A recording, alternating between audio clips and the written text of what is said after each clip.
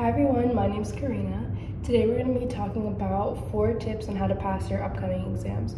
So exams are obviously a big part of your grade, whether you're in high school or in college. Some classes end up going on an all-point system, and then some do more, they split the class into percentages. So exams are either a large percent of your grade or they have a lot of points. So it's definitely important that you're trying to actively do better on your exams and learn more of the material. So in the end, there's no simple shortcut to mastering a subject, but the things you can do are the 4 things that I'm going to tell you in this video. So the first thing would be to give yourself enough time to study.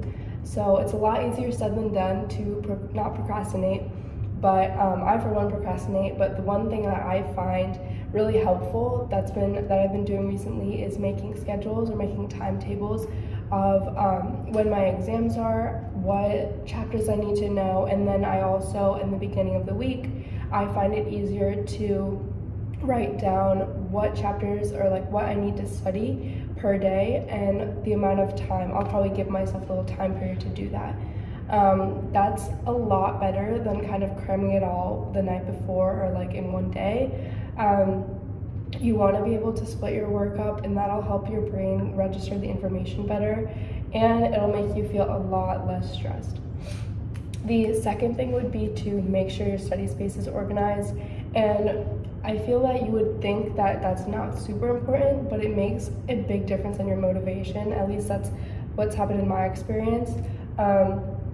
Even if you have just a laptop that you need to study, I know all my notes are on my laptop, I still like to have the entire desk cleared or have minimal things on it, because it kind of makes me feel more motivated and more kind of ready to learn.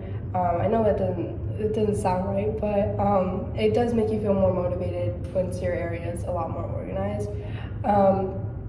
Also, you can choose to work at a desk, you can choose to work at the library if you want more quiet spaces, the student centers, if you want more kind of social environments, if you work better when there's things happening around you, then cafes are for that. It's a nice place to work.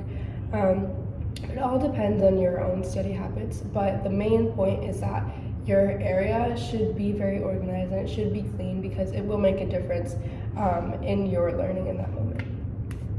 The third thing would be to organize study groups with friends. This is really helpful because you guys are all in the same boat. It'll help you get your exams or your assignments done quicker. It'll also help you if you're having your own issue, other people can give you a solution, and vice versa. So you're exchanging a lot of information, and that's also beneficial to everyone in the group.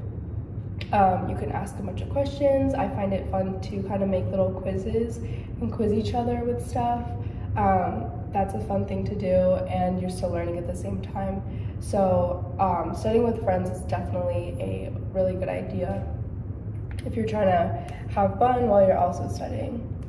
The last thing would be to take regular breaks. It's scientifically proven that your brain is gonna work better if you take breaks rather than sit there for a long period of time and try to take notes and digest all the information. That's not as effective, just because your brain can't hold that long-term information. So when you take breaks in between, that'd be a lot more helpful, and it kind of just makes you feel better. You'll have a little moment of stress relief.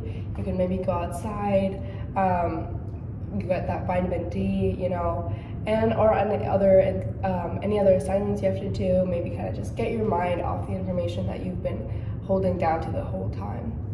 So that's a really good point, and also it makes your studying feel a lot better when you're taking breaks. So that's the 4 tips. I hope this was really helpful. Learning how to study more effectively comes with knowing how to study more intelligently. So you just wanna ace the way that you are studying, and that'll kind of help you more in your exams as well. If you're staying organized, if you're staying on top of your schedules, And if you're actively trying to learn a lot better, then it'll help you in your exams also. So once you establish the right study habits for you along your educational career, it'll help you with all your exams. So now that you know how to tackle an exam, I wish you all good luck for your upcoming exams.